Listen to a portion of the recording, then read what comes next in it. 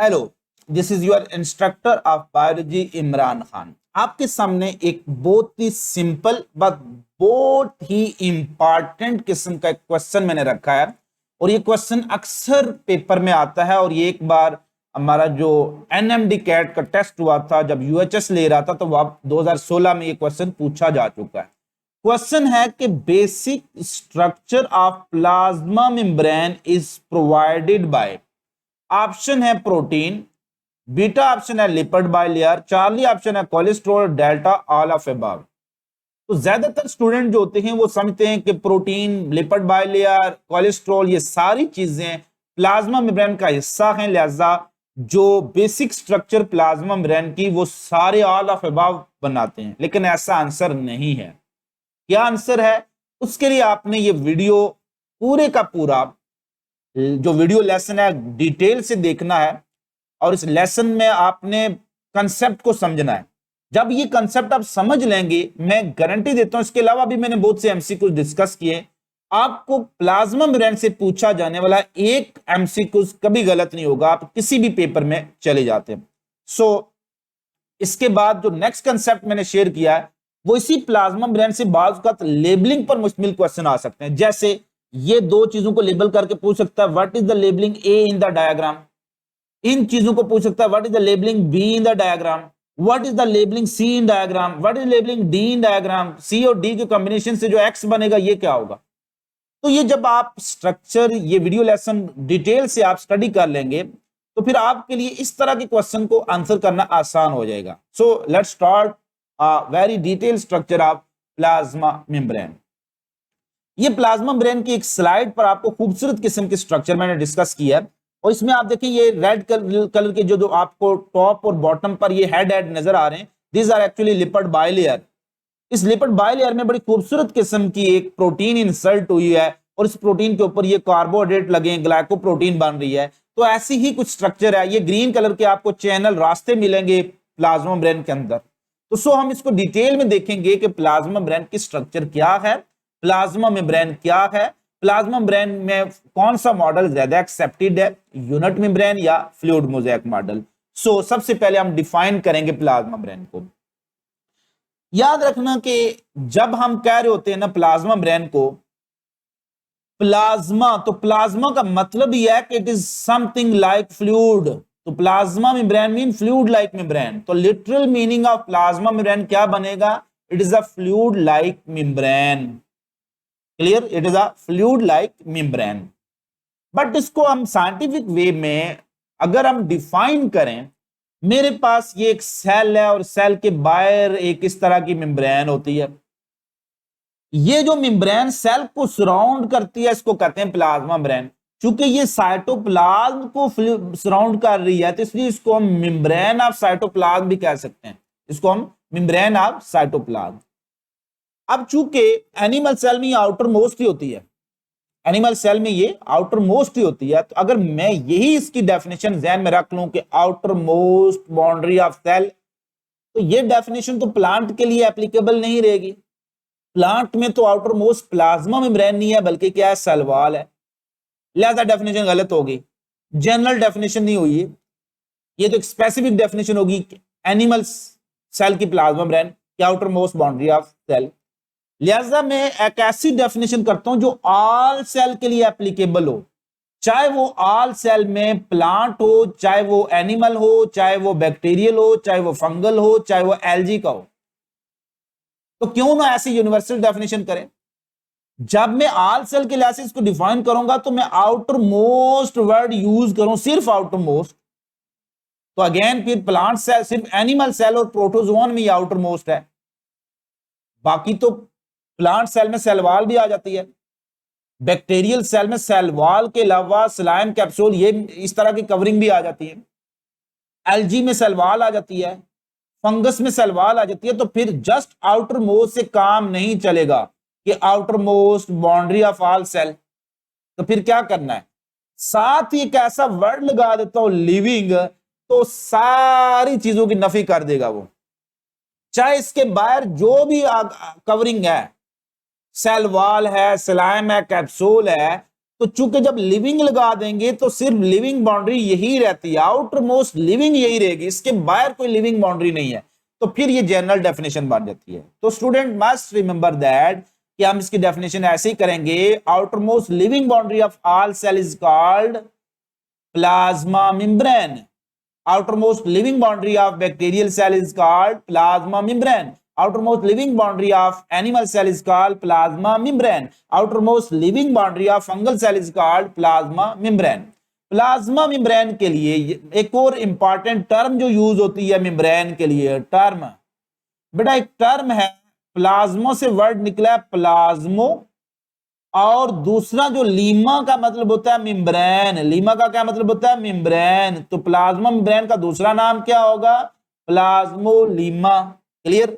अब हम बात करते हैं, एक क्विज उड़ता हुआ है मेरे पास, ये एक एमसीक्यूज नहीं है, एक एमसीक्यूज के सिर्फ 4 ऑप्शन नहीं है, ये एक बहुत बड़ा कंसेप्ट है बेटा। अगर यही स्टेटमेंट आपसे पूछी जाए, outermost living boundary of all cell is called, option क्या करेंगे आप, all of above no, sarcolemma no, neurolemma no, so क्या आंसर होगा, outermost living boundary of all cell, cell specified नहीं है, जनरल है, तो फिर हम plasmalemma is the answer. Clear. outermost living boundary of all cell तो प्लाज्मोलिमा, outermost living boundary of animal cell plasmolema, outermost living boundary of plant cell plasmolema, outermost living boundary of bacterial cell plasmolema। तो सबका answer ये बहुत से MCQ बन सकते हैं, answer प्लाज्मोलिमा। लेकिन विद इन एनिमल अगर ये सेल स्पेसिफिक हो जाए, लीमा का क्या मतलब है मेम्ब्रेन,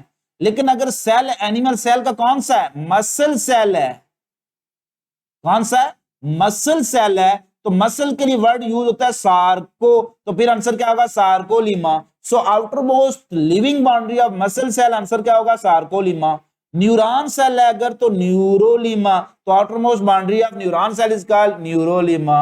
अब आते हैं हम एक बात की तरफ कि कब आंसर होगा ऑल ऑफ अबव, कब आंसर होगा ऑल ऑफ अबव, जब स्टेटमेंट ऐसी होगी, which one of the following term is related with cell membrane, which one of the following is an example of cell membrane, all of these, general example plasmolema, specific answer sarcolemma। Composition, यहां से बड़े technical question पूछे जाते हैं। Composition में plasma membrane की composition क्या होगी, किस चीज से मिलकर बनी होगी, most abundant component of plasma membrane क्या होगा, प्रोटीन। याद रखना सेल का भी most abundant organic component protein ही है, तो प्रोटीन कितनी है 60 to 80%, कम से कम लीस्ट 60 मैक्सिमम 80, इसके दरमियान कोई भी वैल्यू हो सकती है। नेक्स्ट लिपिड कितने हैं, कम से कम 20, मैक्सिमम 40 से ज्यादा नहीं होंगे, और कार्बोहाइड्रेट कितने, लेस देन 10%। अब हम आते हैं एक क्विज की तरफ, क्योंकि ये मैं थोड़ी सी एसएलओ बेस्ड लर्निंग कर रख रहा हूं, आपको कंसेप्ट समझा रहा हूं कि आपको कंसेप्ट समझ आ जाए। Which one of the following is the most abundant component of plasma membrane? तो most abundant component क्या होगा, alpha option protein. most abundant lipid in plasma membrane, तो आंसर क्या होगा, beta phospholipid. chemical nature of plasma membrane is lipid plus protein, lipid protein, तो this is actually nature of plasma membrane। Which one of the following is related to plasma membrane, delta all of above। ये सारी चीजें plasma membrane से related हैं। Clear. अब हम देखें एक और कंसेप्ट, बाज़ का स्टूडेंट परेशान हो जाते हैं ना, तो परेशान नहीं होना, मैं आपसे पूछूं which one of the following is a percentage of protein inside a plasma membrane. Answer मैं आपको कुछ इस तरह से दे सकता हूं, तो इसमें परसेंटेज उस सर जी हमने तो पढ़ा था 60 to 80% है, तो यहां पर तो वैल्यू ही डिफरेंट दी हुई थी। देखें 60 to 80% ये एवरेज वैल्यू है, कम से कम 60, ज्यादा से ज्यादा 80, इनके दरमियान कोई भी वैल्यू प्रोटीन की होगी, तो 65% is the value of protein because it fall in between 60 to 80%, 25 fall in between 20 to 40%, and 5% is less than 10, so it is a carbohydrate। So bacterial exceptions, अब हम देखेंगे कि कैसे, क्या प्रोकैरियोट और यूकैरियोट की प्लाज्मा मेम्ब्रेन एक जैसी हैं, नहीं एक जैसी नहीं है, तो फिर क्या फर्क है, बैक्टीरियल एक्सेप्शन क्या है, मस्ट रिमेंबर दैट कि इस लिपिड में बहुत से लिपिड्स होते हैं। लिपिड में, प्लाज्मा मेम्ब्रेन में मेन लिपिड क्या होते हैं? That are membrane lipid are phospholipid, जो उसकी बेसिक स्ट्रक्चर बनाते हैं। लेकिन इसके अलावा कौन से लिपिड हो सकते हैं? कोलेस्ट्रोल लिपिड होते हैं। इसके अलावा क्या होते हैं? ग्लाइकोलिपिड होते हैं। लिपिड इन तीनों फॉर्म में आपको मिलेंगे। प्रोटीन फिर चैनल प्रोटीन होती हैं, रिसेप्टर प्रोटीन होती हैं, इंटेग्रल प्रोटीन होती हैं, डिफरेंट फॉर्म होती हैं। उसकी डिटेल में हम अभी डिस्कस नहीं करने जा रहे हैं। अब ये जो कोलेस्ट्रोल होता है ना, ये एक्चुअली मेन डिफरेंस होता है बैक्टीरियल और यूकैरियोटिक मेम्ब्रेन में। तो bacterial membrane differ from eukaryotic membrane because they do not have cholesterol और स्टीरोल। सिर्फ एक ग्रुप ऑफ बैक्टीरिया में स्टीरोल होता है, वो है माइकोप्लाज्म। ये भी एक्सेप्शनल केस है, बाद में याद रखना। तो बैक्टीरियल एक्सेप्शन क्या है? Bacteria do not have cholesterol in its plasma membrane while eukaryote have cholesterol. तो ये थोड़ा सा बेसिक फर्क है, ये स्ट्रक्चरल फर्क है। बाकी बहुत से फंक्शनल फर्क है, वो बाद में हम डिस्कस करते हैं। स्ट्रक्चर ऑफ प्लाज्मा मेम्ब्रेन बड़ा इंपॉर्टेंट सेगमेंट है। स्ट्रक्चर ऑफ प्लाज्मा मेम्ब्रेन, तो स्ट्रक्चर ऑफ प्लाज्मा मेम्ब्रेन में दो बड़े मॉडल पेश किए गए। एक है यूनिट मेम्ब्रेन मॉडल और दूसरा है हमारे पास फ्लूइड मोज़ेक मॉडल। तो यूनिट मेम्ब्रेन के बाद फ्लूइड मोज़ेक मॉडल, इनमें से दोनों से अच्छा कौन सा है वो तो एक डिबेट बात की है। हम देखते हैं what is called unit membrane model. देखें कि मैं मुख्तलिफ जगहों पर लेक्चर लेने जाता हूं, बहुत से स्टूडेंट से पूछता हूं, जब तो बड़ी बड़ी ऑर्गेनाइजेशन में जब मैं लेक्चर लेने जा रहा होता हूं, वहां पर इंटरव्यू लेने जा रहा होता हूं, कि एग्जाम लेने जाता हूं, तो जब मैं क्वेश्चन ये पूछता हूं why unit membrane is called unit, तो किसी को नहीं पता। तो लम्हा फिक्रिया है ना, स्टूडेंट ने मैट्रिक में पढ़ा है, एफएससी में पढ़ रहे हैं, बीएससी में पढ़ रहे हैं, तो इसके बाद भी अगर आपको ये नहीं पता why it is called unit membrane, तो फिर थोड़ा सा आपने देखें कि आपने तैयारी कहां से की है, क्या पढ़ के आए आप। एनीहाउ, अब मैं आपको बताता हूं यूनिट किसको कहते हैं। जब सारी चीजें कोलेक्टिवली मिलकर एक काम कर रही हो तो उसको हम यूनिट कहते हैं। दोनों मॉडल में कंपोजिशन का फर्क नहीं है। दोनों मॉडल कहते हैं कि plasma membrane consist of lipid bilayer. दोनों मॉडल क्या कहते हैं? प्लाज्मा, आगे मैं कंपैरिजन बता रहा हूं टेबल की फॉर्म में, रुक जाइए, ठहरें, बट मैं थोड़ा सा आइडिया दे दूं। देखें बेटा कि दोनों मेम्ब्रेन कह रही हैं कि plasma membrane consist of lipid bilayer. दोनों मेम्ब्रेन, दोनों मॉडल क्या कह रहे हैं कि plasma membrane consist of lipid bilayer. क्यों? ये एक लिपिड की लेयर है, इसके फास्फोलिपिड के हेड और ये टेल, तो ये एक लिपिड लेयर बन गई और ये दूसरी लिपिड लेयर बन गई, तो ये दोनों मिलकर क्या बना गई? Phospholipid bi mean layer mean two. तो दो बाई लेयर्स हैं, किसकी? फास्फोलिपिड की। तो दूसरा मॉडल भी तो जनाब यही बात कर रहा है ना कि plasma membrane consist of lipid bilayer. तो this is similarities between these two model. कम से कम बोथ मॉडल इस पॉइंट पर एग्री कर रहे हैं कि both plasma membrane consist of lipid bilayer. So lipid bilayer is similarities between both of these model. फर्क क्या है? यूनिट ये कह रहा है कि लिपिड बाइलेयर के ऊपर की ये ग्रीन कलर की क्या है? आउटर प्रोटीन लेयर, और नीचे क्या है? Inner protein layer. तो दो प्रोटीन की लेयर हैं, टॉप भी प्रोटीन की लेयर, बॉटम भी प्रोटीन की लेयर, दरमियान में आपने डबल एग फ्राई करके लिपिड बाइलेयर रख दिया, सैंडविच बना दिया। टॉप पर भी क्या है? Bread piece. बॉटम पर भी क्या है? Bread piece. ब्रेड पीस किसके बराबर है? Bread piece is actually protein layer. नीचे भी क्या है? Protein layer. आपने डबल एग फ्राई कर दिया, एक एग फ्राई वो फास्फोलिपिड की एक लेयर, डबल एग फ्राई दूसरी एग की लेयर, तो वो लिपिड बाइलेयर बन गई।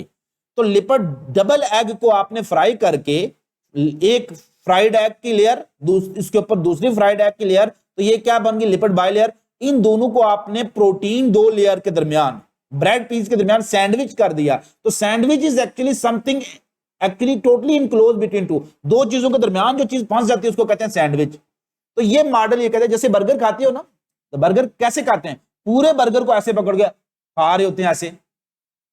तो एज ए यूनिट बिहेव करता है ना पूरा बर्गर। ऐसा तो नहीं है कि पहले ब्रेड का एक पीस उतारते हैं, दूसरा पीस उतारते हैं, फिर वो खाते हैं, फिर सेंटर से उसमें से आप कोई भी उसका बर्गर के अंदर, चाहे वो चिकन पीस है या जो भी पीस है, वो निकाल के खाते हैं। ऐसा तो नहीं है ना। तो पूरे बर्गर को आप एज ए यूनिट ले रहे होते हैं। तो ये मॉडल ये कह रहा है कि एक्चुअली टॉप पर भी एक कॉन्टिन्यूस प्रोटीन लेयर है, बॉटम पर भी कॉन्टिन्यूस प्रोटीन लेयर है, और इनके दरमियान लिपिड बाइलेयर फंसी हुई है, और ऐसे फंसी हुई है कि वो हिल नहीं सकती और all these behave as a unit. So according to unit membrane model, basic structure of plasma membrane is formed by all of these protein plus lipid bilayer. लिहाजा ये सॉलिड है, तो चूंकि प्रोटीन लेयर सॉलिड होती है तो आप इसको तोड़ नहीं सकेंगे. कट कर सकते हैं बर्गर को, तोड़ना मुश्किल हो जाएगा, तोड़ेंगे तो फिर वो सारी बिखर जाएगी. तो चूंकि प्रोटीन सॉलिड लेयर है तो सॉलिड होने की वजह से उसको मोल्ड करना मुश्किल होगा. लेकिन हम देखते हैं कि जो प्लाज्मा मेम्ब्रेन है किसकी, अमेबा की, इससे कितनी फ्लेक्सिबल होती है जिस मर्जी डायरेक्शन में. तो plasma membrane is something flexible. But अगर हम यूनिट मेम्ब्रेन को मॉडल को मान लें तो प्रोटीन हार्ड लेयर होने की वजह से उसमें फ्लेक्सिबिलिटी नहीं होगी. So according to unit membrane model, plasma membrane is not fluid in nature, it is more solid than fluid, more solid than fluid. ये पॉइंट गलत लगा उनको, साइंटिस्ट को. उन्होंने कहा नहीं, इस प्लाज्मा मेम्ब्रेन चूंकि नेचर हमने पता चल गया प्लाज्मा मेम्ब्रेन क्या है, वो फ्लूइड है जिसमें मोज़ेक समथिंग सॉलिड प्रोटीन ऐसे इंबेडेड होती हैं. वो शीट नहीं बना रही, कंटीन्यूअस लेयर नहीं बना रही हैं, बल्कि बेसिक स्ट्रक्चर कौन बना रहा है, लिपिड बाइलेयर मेन स्ट्रक्चर बनाता है, बेसिक स्ट्रक्चर बनाता है और उसमें प्रोटीन इंबेडेड होती हैं like mosaic, like a frog sitting on a water pool, ice cube sitting या floating on your cold drink. Something solid embedded in liquid is called mosaic. तो वो what is mosaic? सॉलिड चीज को कहते हैं mosaic जब वो liquid के अंदर इंबेडेड हो. कस्टर्ड बनाया उसके अंदर आप क्या लगा रहे हैं, कस्टर्ड के अंदर एक एक जो सॉलिड मेवा जात लगाते हैं वो मोज़ेक कहलाएगा. कस्टर्ड क्या है, वो एक gel like structure, fluid like structure क्या है, वो लिपिड बाइलेयर है. तो ये बेसिक डिफरेंस है कि यूनिट मेम्ब्रेन मॉडल में सारी चीजें एज ए यूनिट काम करती हैं. तो बेसिक स्ट्रक्चर सारी चीजें मिलकर बनाएंगी. लिपिड बाइलेयर बेसिक स्ट्रक्चर नहीं बना रही है, प्रोटीन बेसिक स्ट्रक्चर नहीं बना रही है. ऑल दी स्ट्रक्चर, ऑल दो प्रोटीन लेयर और दो लिपिड बाइलेयर क्या बना रही होती हैं, ये बेसिक स्ट्रक्चर बनाती हैं. तो इसमें जो टॉप रीजन होते हैं हाइड्रोफिलिक होते हैं, बॉटम रीजन भी क्या होते हैं हाइड्रोफिलिक, और सेंटर में क्या होते हैं हाइड्रोफोबिक. हाइड्रोफोबिक जोन एक है, इसको मैं बाद में डिटेल में भी डिस्कस करूंगा जब मैं कंसेप्चुअल जो बायोलॉजी प्लस के नाम से कोर्स बना रहा हूं उसमें ये टेक्निकल पॉइंट डिस्कस करूंगा. सो फ्लूइड मोज़ेक मॉडल में कहता है कि फ्लूइड लाइक है और उसमें प्रोटीन क्या है, कंटिन्यूस नहीं है. सो ये इतराज था, protein are not continuous, instead protein are discontinuous. ऐसे ऐसे पढ़ी हैं बेसिक स्ट्रक्चर जो लिपिड बाइलेयर में. सो यही क्वेश्चन कि अल्फा ऑप्शन है यूनिट मेम्ब्रेन, बीटा ऑप्शन है fluid mosaic model, Charlie option है scale model and delta option है both A and B. Which one of the following model explain the structure of plasma membrane. तो both A and B. Charlie scale model वो DNA replication का model है, semi conservative उसको कहते हैं. फिर अगर क्वेश्चन आ जाए which one is most accepted model of plasma membrane structure, तो क्या होगा, वो होगा फ्लूइड मोज़ेक मॉडल. सो यही बात मैं कहता हूं कि यूनिट मेम्ब्रेन मॉडल को डिटेल में डिस्कस करें तो वो कहता है टॉप पर ये प्रोटीन लेयर है, ये bread piece of bread, it is a protein layer. Bottom में भी क्या है, ये प्रोटीन लेयर है, पीस ऑफ ब्रेड. दरमियान में ये यहां से लेकर ये फॉस्फोलिपिड हेड होते हैं. हेड क्या होते हैं, हेड हमेशा हाइड्रोफिलिक होते हैं, पोलर होते हैं. ये प्रोटीन भी क्या है, पोलर हैं. तो ये फॉस्फोलिपिड हेड और ये प्रोटीन मिलकर ये एक हाइड्रोफिलिक जोन बना रहे हैं. इसी तरह से नीचे भी फॉस्फोलिपिड बाइलेयर के दूसरी जो फॉस्फोलिपिड का हेड है और ये प्रोटीन की लेयर मिलकर हाइड्रोफिलिक जोन बना रहे हैं. और जितनी भी टेल होती हैं दोनों लिपिड बाइलेयर की, ये हाइड्रोफोबिक जोन है. So according to unit membrane model, how many hydrophilic zone are there, 2. How many hydrophobic zone are there, 1. Hydrophilic zone consist of protein and phospholipid head. Hydrophobic zone consist of fatty acid tail. तो ये थोड़ी सी conceptual चीजें आपसे paper में पूछी जा सकती हैं. अब हम देखते हैं ये फॉस्फोलिपिड कैसे होते हैं, इनको डिटेल में मैंने लेक्चर चैप्टर नंबर 2 जो है प्लेलिस्ट जो आपने चैप्टर नंबर 2 की देख लेना, वहां पर एक्सप्लेन किया हुआ है. एक्चुअली ये फॉस्फोलिपिड की स्ट्रक्चर ऐसी होती है कि इसमें एक ग्लिसरॉल होता है, 3 कार्बन का जो अल्कोहल होता है, इस 3 कार्बन के अल्कोहल के साथ तीसरे कार्बन पर एक फॉस्फेट ग्रुप लगा होता है और बाकी 2 कार्बन पर फैटी एसिड लगे होते हैं. 2 कार्बन पर क्या लगे होते हैं, फैटी एसिड. तो एक्चुअली 2 टेल जो होती हैं, these are fatty acid tail. जहां से ये बेंडिंग है, यहां पर ये डबल बॉन्ड आपको नजर आ रही है, तो जहां से ये इसकी टांग टूटी हुई है ना, एक्चुअली ये डबल बॉन्ड होती है. तो अनसैचुरेटेड फैटी एसिड यहां पर होते हैं.